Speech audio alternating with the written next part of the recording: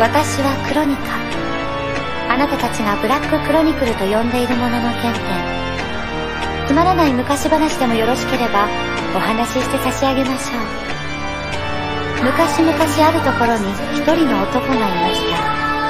彼は破滅の運命にとらわれていましたが、苦難の末、その運命から逃れる道を見つけ出しました。しかし、彼がその運命から逃れることは別の運命によって定められていました。その別の運命から逃れられたとしても、さらにまた別の運命にとらわれてしまいます。結局はその枠をどこまで広げようと、いずれは簡単に絡め取られてしまうのです。書の真理をご理解いただけるかしら。黒の歴史は改ざんを許さないのです。あなたは永遠を信じますか？そんなことはどうでもいいのです。さしたる問題ではありません。書の歴史は全てを知っているのですから。幾度となく誕生と消滅を繰り返す世界。全ては予定調和のうち。